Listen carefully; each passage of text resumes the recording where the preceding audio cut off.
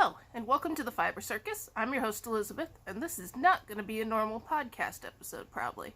As you can see by this gigantic box here, my Daedalus spinning wheel has come in finally. I ordered it June 12th, and today's September 2nd.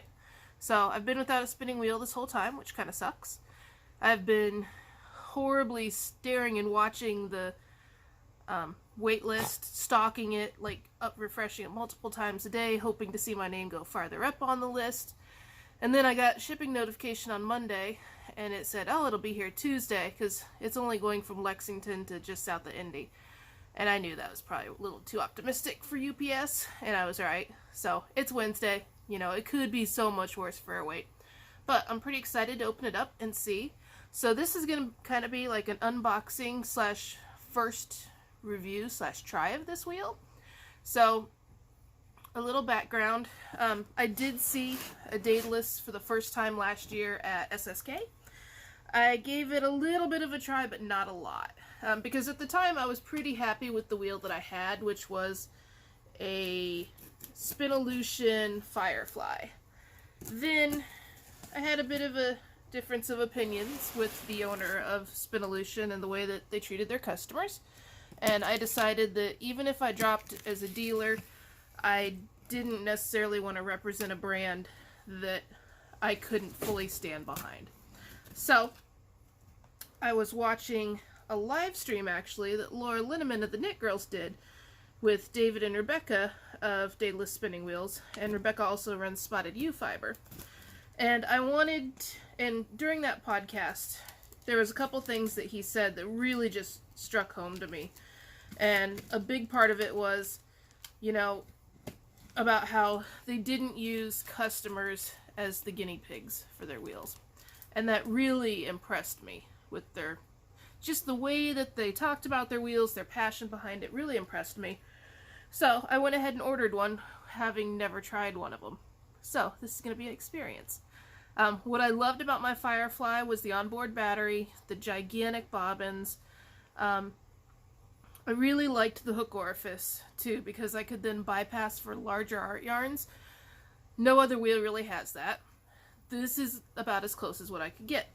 So, I ordered a Magpie. The Magpie is their largest wheel, and I also ordered the Art Flyer with it.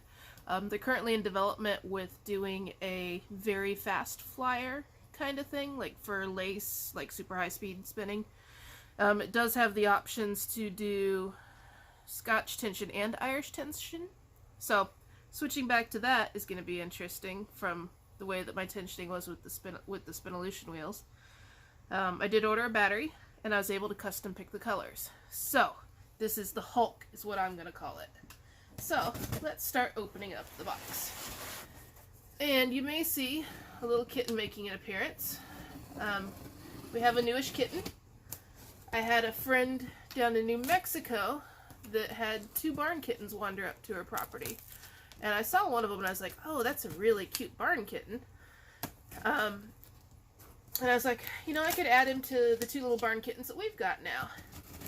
And as luck would have it, she was actually traveling to Oklahoma the next week, and I had some friends from Illinois that were traveling to Oklahoma, and it all just conveniently worked out.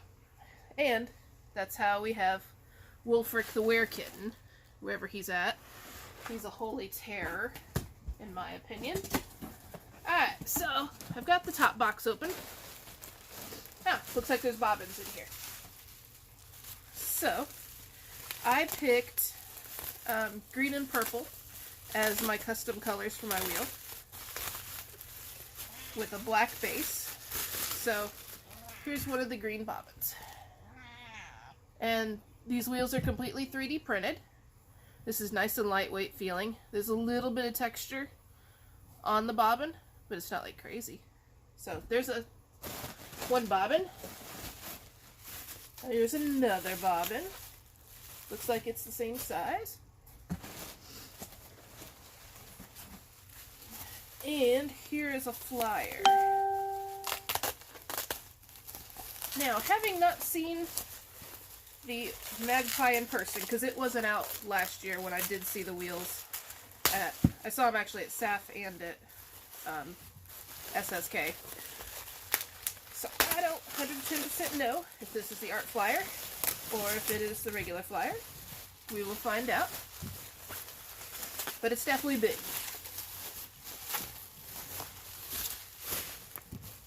Alright.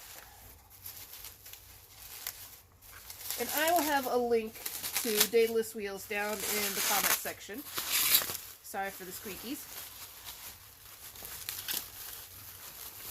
The kitten's going to be thrilled because it loves bubble wrap. Alright. I am going to go with the fact that this is most likely an art flyer because this orifice is bigger than the size of my pinky. And there's the yarn guides. So I'm going to guess that that is my art flyer. Alright, so that's all that's in the top box.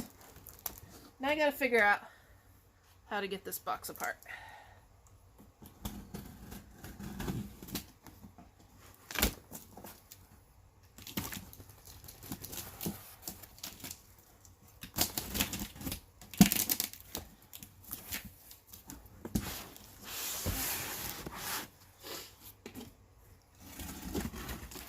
Alright, one box.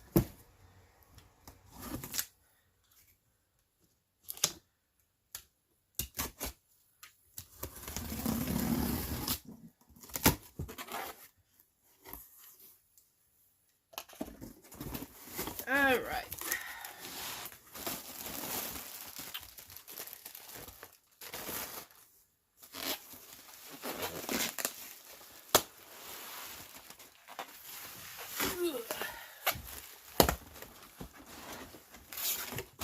Okay, so now let's get that box out. So there's a box that says set to 15 volts on it, so I'm going to guess that's my battery box. And then there's this gigantic wrapped monstrosity. I can already tell you, it's probably lighter than what my Spinolution Firefly was.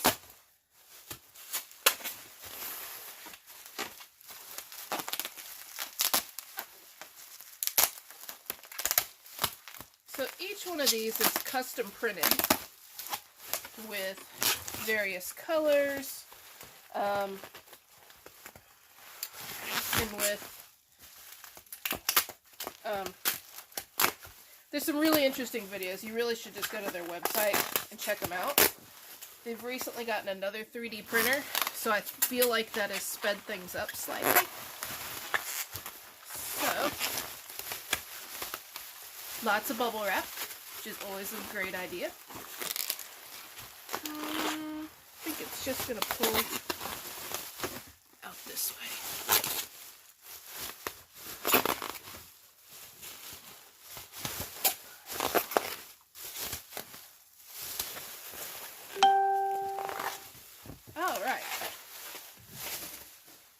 Let me aim this farther down. Okay, so here is the wheel.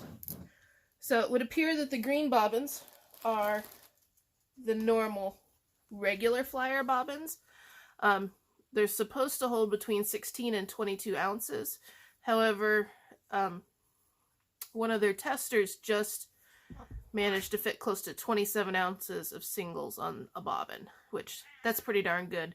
The majority of spinning wheels these days usually have between 4 to 6 ounce bobbins, so I like big bobbins, as you can tell. I also like green, as you can tell.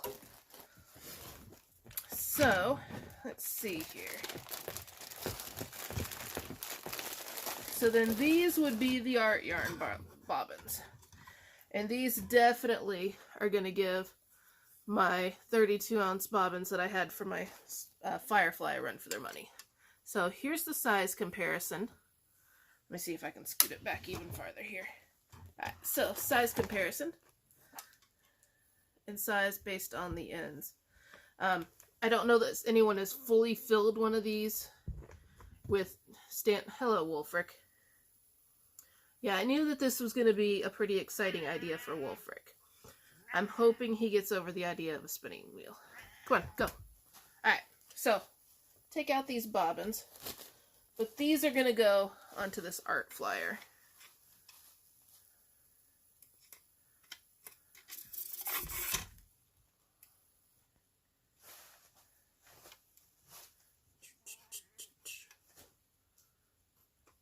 There we go. So there's the gigantic bobbins.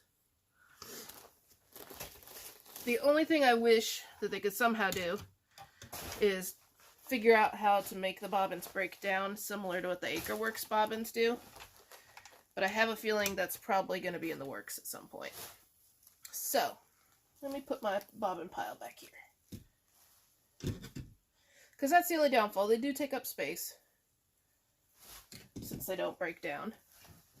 Alright, so here is the actual wheel. Let me find this magical bag of stuff. Alright.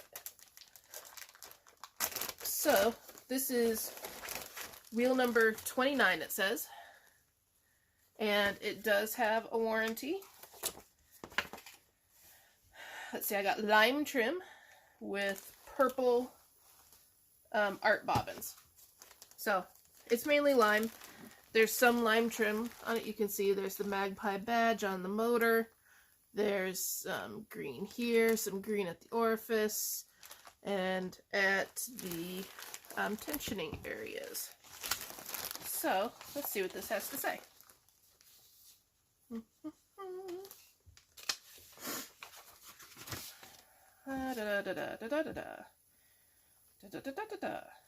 So, currently this is set up in Scotch tension, where the motor is going to drive the flyer, and then the bobbin is resisted with tension back here on the back with this string. The interesting thing about this is you can actually remove this motor and push it to the back and switch the tensioning to the front for a much stronger take-up, which is what's called Irish tension. It's really good for heavy, big art yarns. So that's kind of a cool little thing. Not many wheels, I think, can do that. So let's see.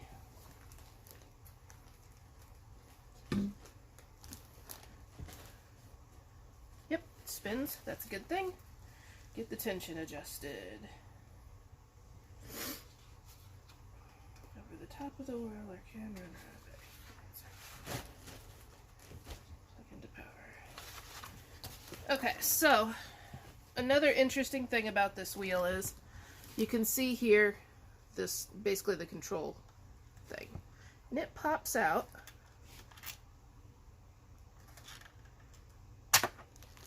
and you can actually extend this cord out, and you can use this as a foot pedal to turn it on and off.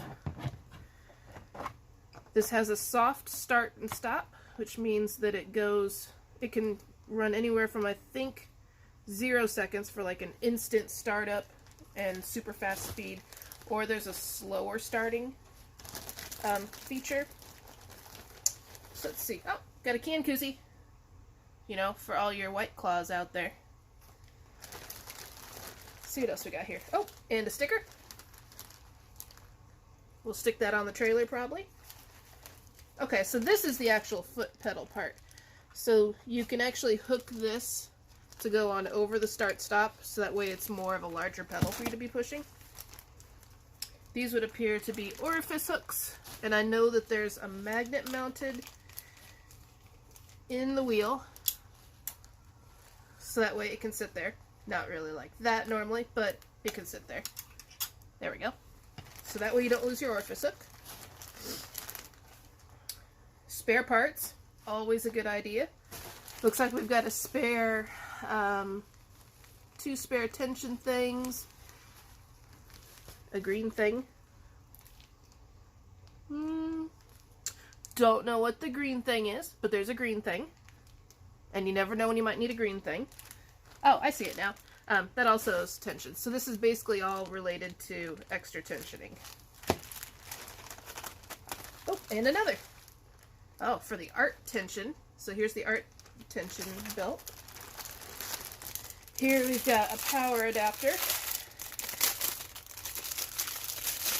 So this can run off of a battery or off of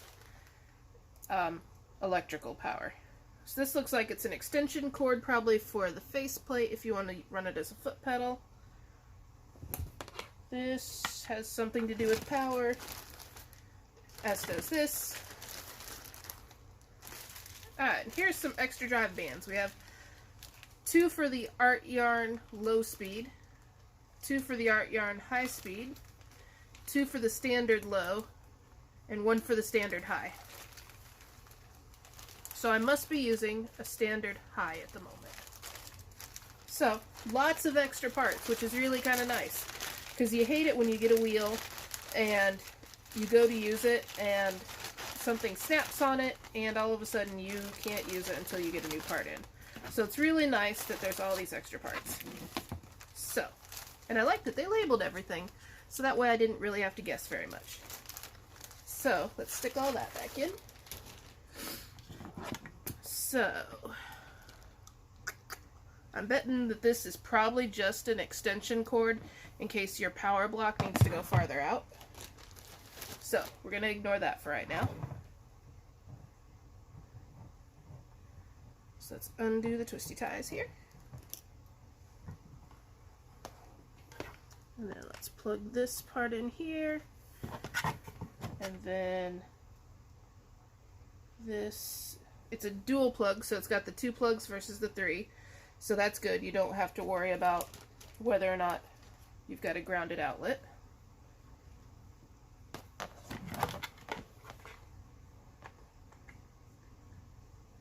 Alright, so let's plug it in. I don't know if it's going to come on, I'll be honest. We will find out together. Alright, so let's plug her in down here. Okay, so it's lit up and it says number 50. So I know that this can go from 0 to I think 100, and that's the percentage of speed that you're using, so it's a speed control. I know that this is a directional control thing. Let's just push this and see if something happens. Nope, nothing happens. I think it's because there's no direction. Ah, there we go. Well, that's going pretty darn fast. As you can see at 50. I've got a really nice breeze going on. So we're going to push that downward. And it adjusts in 1 number increments. I don't have a clue as to where it is I want to start at. So we're just going to get it down to where it looks like it's spinning slower.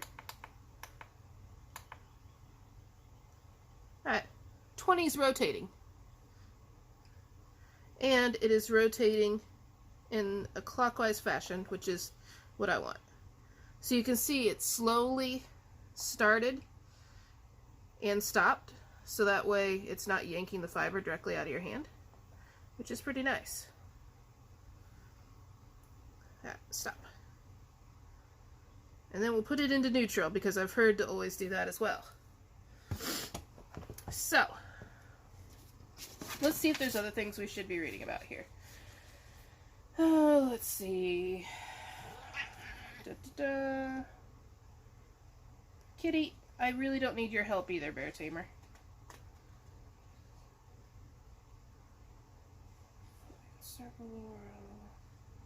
Cat, come on.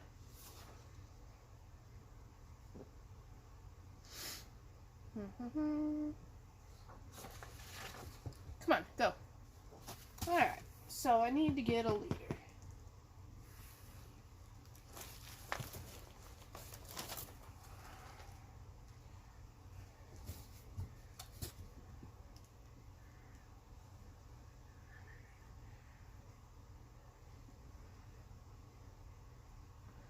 We're going to make a good long leader, just in case. And they recommend to actually go through a section on the bobbin. And I'm guessing it's because the shaft of the bobbin is slippery, and so you aren't necessarily going to get great grip there. So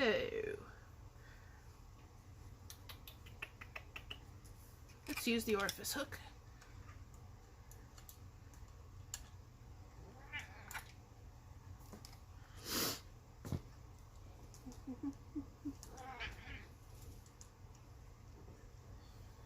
Alright, so let's bring it through. Cat, you're not helping.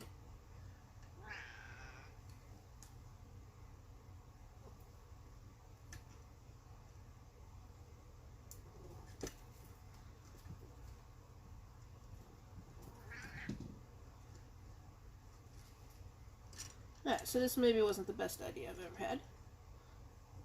Because you gotta get the angle just so to get it through. There we go. Alright, so let's push that through that side.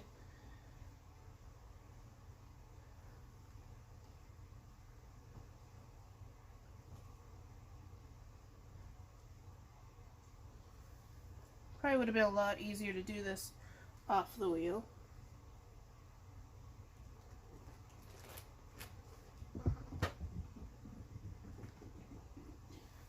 Okay, there we go. So now, let's pass this through this.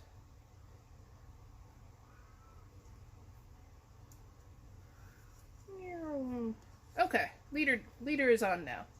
So now, we're going to go through our hooks here.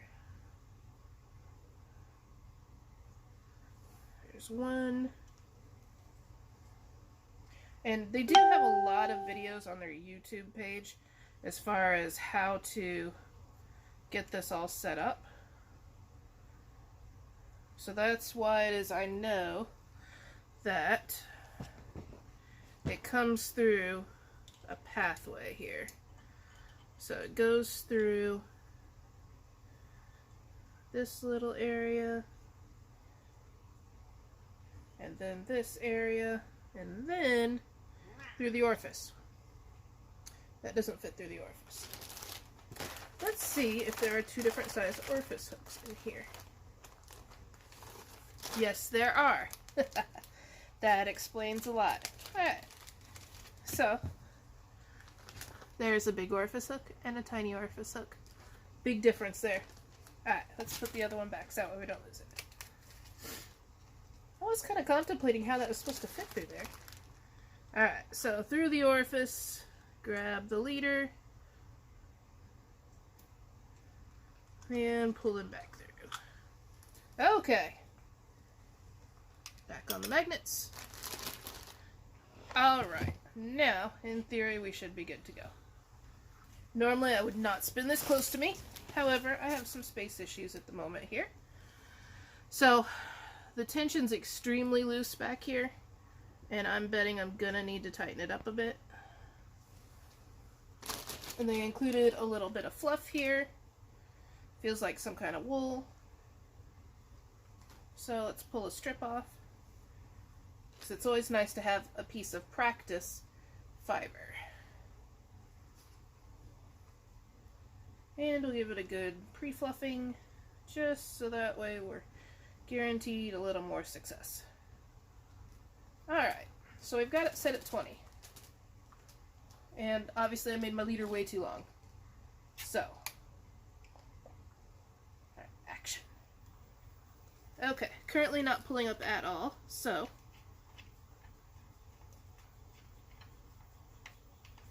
do.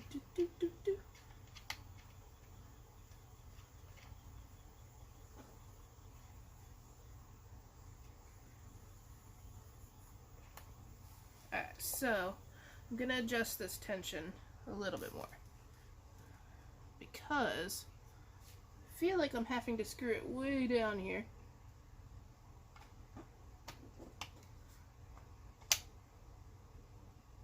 Let me see here. So we're gonna tighten up this a little.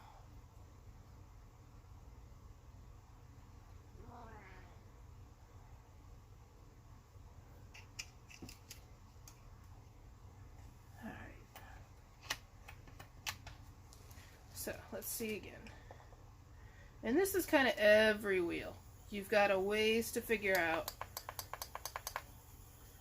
what your perfect tension setting is.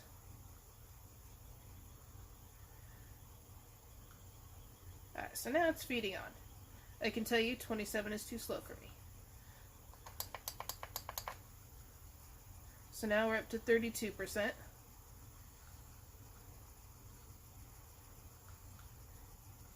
And it's feeding on pretty well. I don't feel like it's being yanked out of my hands by any means. But it's going on pretty smooth. So let me hit the power button. Let me tighten it just a tad bit more.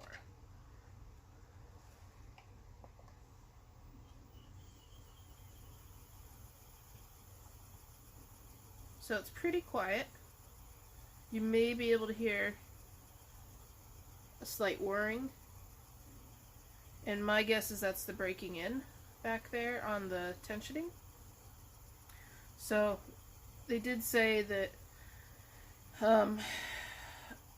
a little bit of squeaking may happen as that's getting used to the groove that's back there. So the groove's 3D printed, and I'm sure it's not perfectly smooth, so my guess is that it takes a little bit to work out some of the kinks. But it's going along pretty well.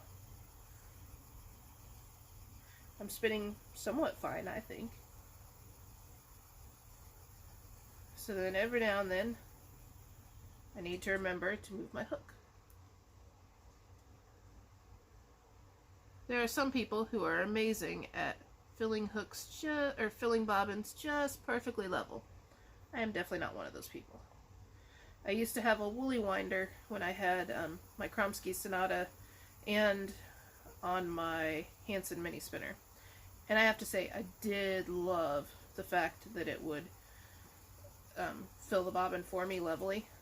But it did have a lot of grab to it when you were trying to do really fine yarns or art yarns.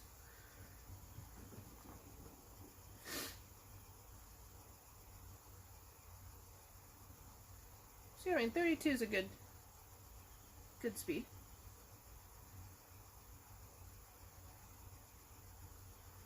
We'll see. So now it's up to 38.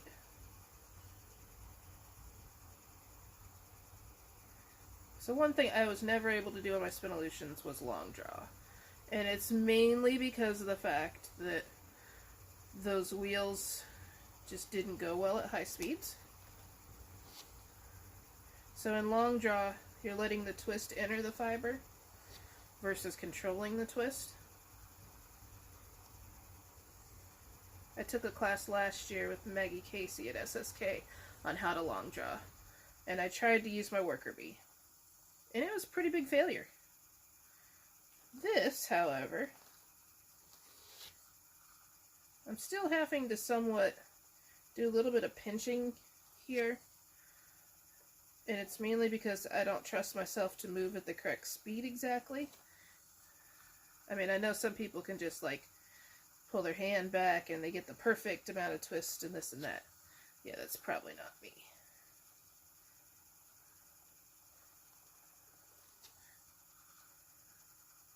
But I can already feel that, to me, this wheel is going to be much more versatile. The only things that I truly do miss about my Firefly is that detachable orifice hook. I mean, if I was spinning something like a core spun yarn where I was attached to the bobbin and I wanted to be able to switch projects, I could, because I could still remain attached to my core source, but I could take off the front orifice bar and walk away. And this you can't. I mean, there's a pathway that you've got to follow. So that is one thing I will kind of miss a little. And the other thing's the onboard battery, because I never had to remember to bring the battery along. So let's take a look at said battery. So that was me spinning at 38%. And pulling this back to look at it, I mean, that was pretty much a long draw-ish, woolenish style. I mean, that's still, pull it off there. So there's my first spin. So not too bad. Now though, I really should probably wind it onto the bobbin.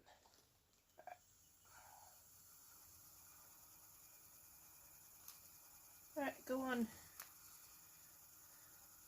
Alright. So now I've got so much twist built up here that it doesn't want to unpigtail from itself. There we go. Alright, go on. And off. Okay. Now, where do I hook this? We'll just put it underneath there. Okay. So I did get the battery for it. And wow, it is a big battery. I was not expecting it to be this large for the photos. But it says it's a notebook power bank. So in theory, I guess it could maybe run like a computer. But it's got the Daedalus emblem on it. It's about... So in theory, you could almost fit it underneath here. That would be pretty awesome if you could. But it does not exactly fit. We'll just hit the power button here and see what happens. Nothing happens because it's not charged. So, I'm going to plug that in someplace to charge. But this right here should be able to hook the battery into the Magpie and should be able to power it. And if not, look, there's a million other little weird plugins depending upon what it is that you need to power. So I guess you can find your laptop on this thing and power your laptop in case of a power outage. So we will plug the battery in because I don't think that turning it on should be much more difficult than pressing it. Yeah. So I pressed it, it didn't do anything, it just needs to charge. No big deal. So, yeah, that is my Daedalus. This is the Daedalus Magpie, and that is the standard flyer on it. To switch out to the art flyer, because I did look at that, you have to do several things. It involves taking off the drive band here. Well, yeah, here. Let's just see how it goes. Alright, so let me turn this off, just in case. Alright, so it tells you to take this drive band off and come out around here. So now your drive band's detached. You need to also take off your tension back here. And you should be able to... So the tension is pretty ingenious. It's got this spring, and you can actually just go back and forth over the top of it. So now, let's reread the instructions just to make sure that we don't screw it up. Alright, when it's time to change your bobbin, you slip off the drive belt, lay it over the frame, remove the tension belt. The standard head, you can slip the tension belt off by removing the spring from the hook.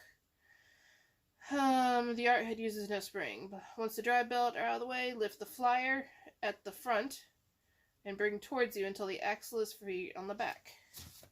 So lift the flyer at the front.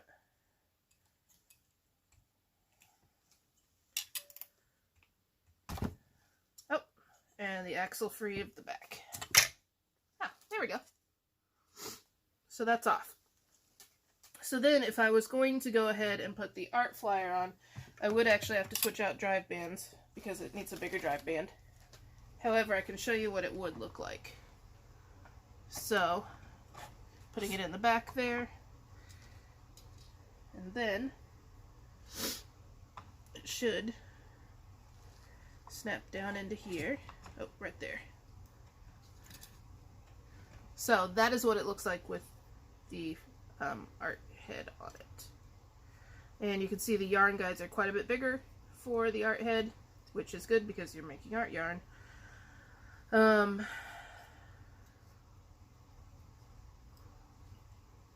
noticing that there's a hole on opposite sides. I'm guessing that when you thread it, when you're spinning clockwise, you would go through this left side here, because then centrifugal force will help hold it down against the flyer as it's rotating. And then when you go to ply, you would go through the opposite direction. So you would go through here and then through those guys.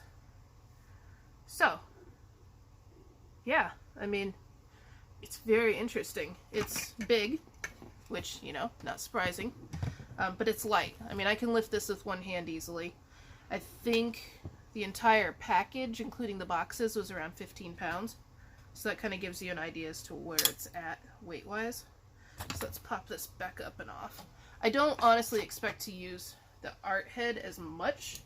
I do occasionally like to use it for gigantic projects every now and then. But, so you just stick it in the back there, bring it up to here, and there's a little groove that's in the moldings. Alright, that goes in like that. Then we bring our little tension back over and hook it in, and then go down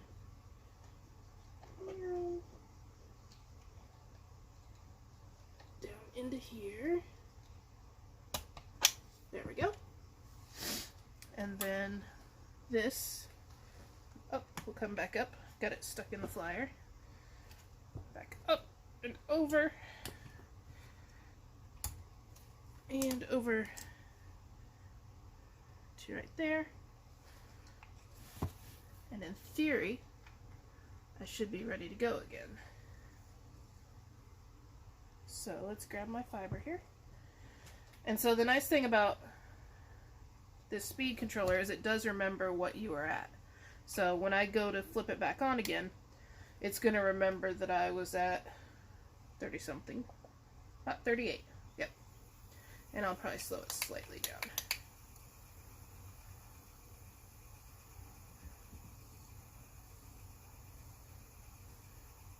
And away you go. I mean, it's extremely smooth, extremely quiet, which I do like. The footprint's a little bit larger than what my Firefly was. So, the only downfall I can see versus owning one of the smaller wheels, like the Starling, is that you do need to make it a point to have something you can spin on. So, like, I couldn't stick this on the floor because there's no kickstand. So, like, the Firefly had a kickstand that would elevate it like this. That way you could spin on the floor. This doesn't have that. What I did get, though, was this really interesting little strange table. And you may be looking at this going, that's a table? Yes. Yes, it is. Somebody else in the Spinolution group found this on Amazon.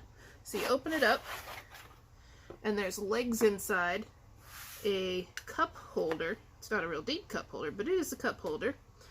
A cell phone holder. There's a document holder. And then there's legs that go into it. And so if you look at the length of the wheel, I'm going to have to extend the lip out slightly to make it fit on there. But I think it should be alright. So I may have to do a little bit of looking around. This is really handy just because of the fact it folds up so easily and so compact. So any bag that I get, I'll be able to stick it in the same bag because it's roughly the same height and width as what the Magpie is. So, yeah, I think that's about all I can really tell you. I'm going to sit down and do some more spinning on it just to kind of get used to it and get to learn all of its quirks and my quirks and get back into spinning because I haven't spun in quite a while. So, ooh, that was not very well balanced. Let me angle this back up so you can see a human. Okay, well, okay, you can kind of see a human. There we go. Okay, so, yeah, so that's my unboxing and initial view of the Magpie. I think I'm really going to like it. I know that the owners are very, very dedicated to customer service. They're very active in a Facebook group for Daedalus owners. You don't ever have to really oil this either, which is nice, because how many spinning events have you gone to where somebody's like, oh, I forgot my oil for my wheel. Well, I didn't forget my oil because I didn't need oil.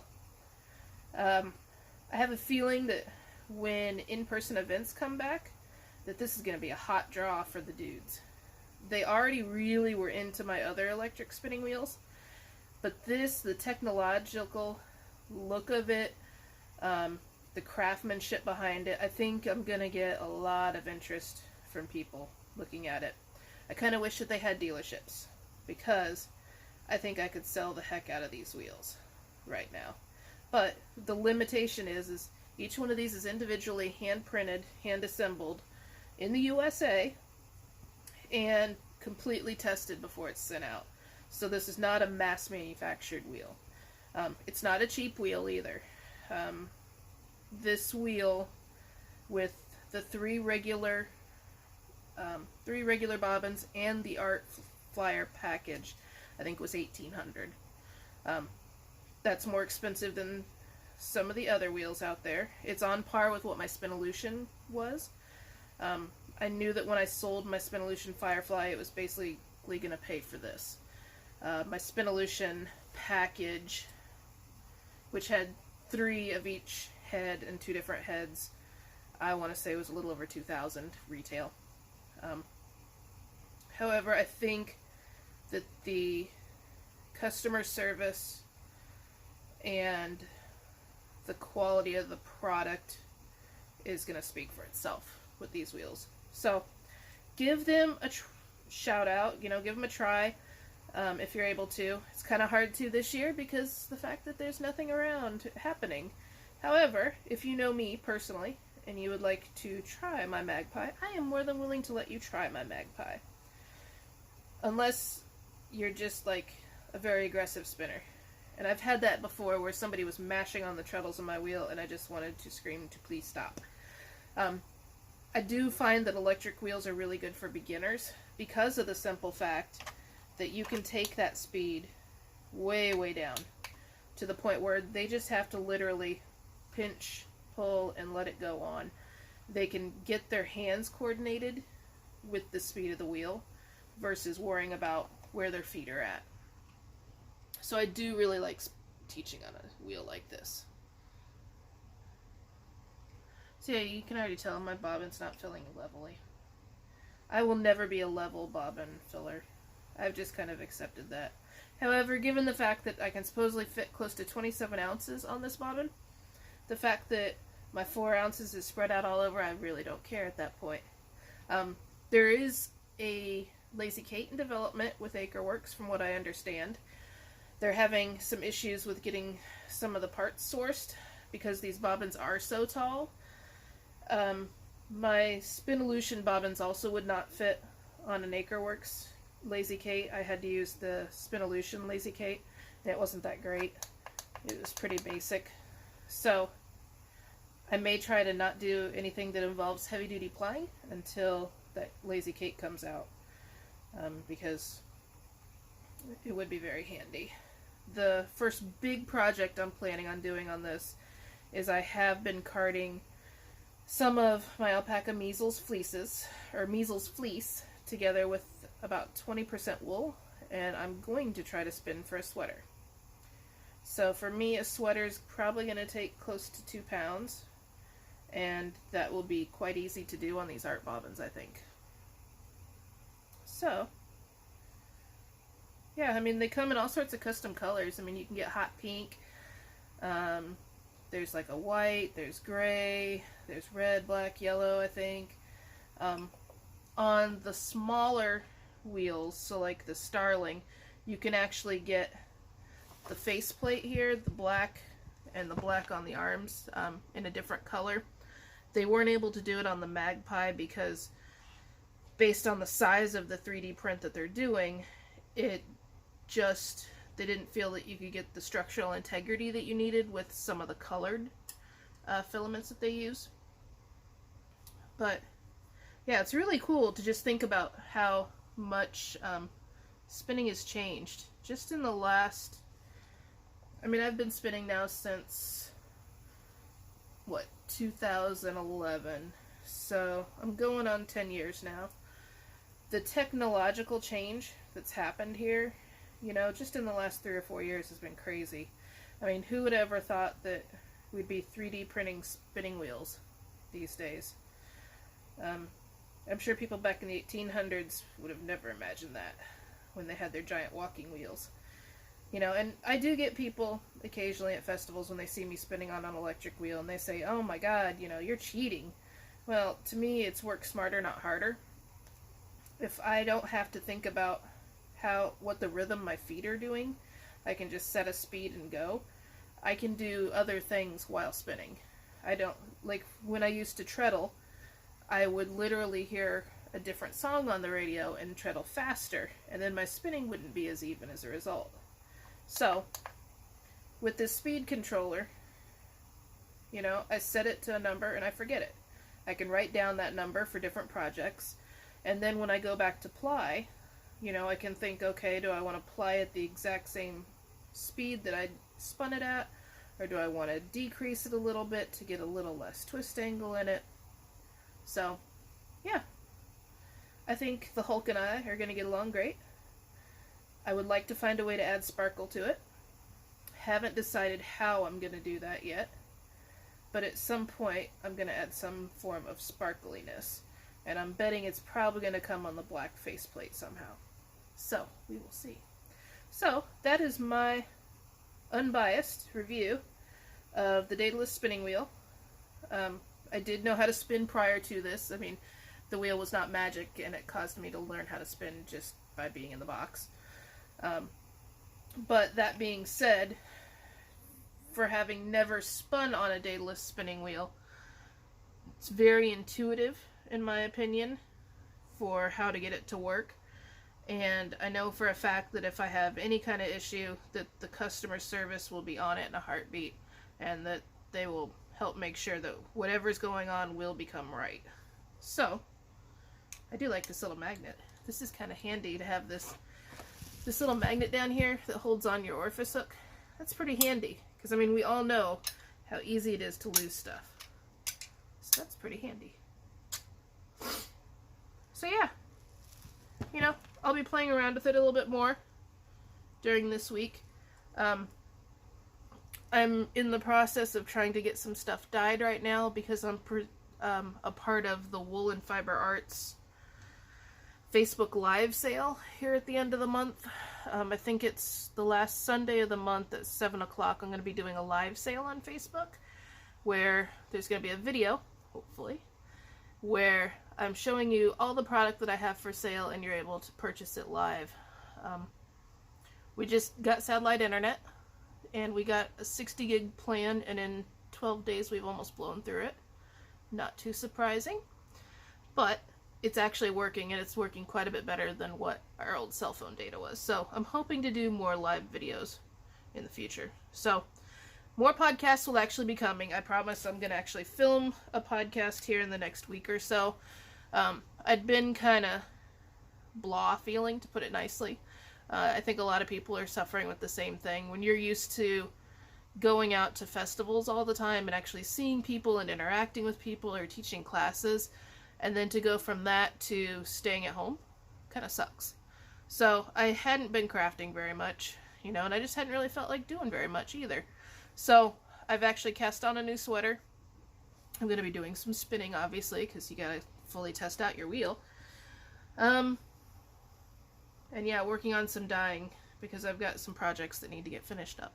So if you have any questions, feel free to comment down below. All my contact information is down in the description box down below, as well as with links to Daedalus spinning wheels and the Magpie and some of their videos that they've got. So definitely check them out, and you'll be seeing more of the Hulk in the future.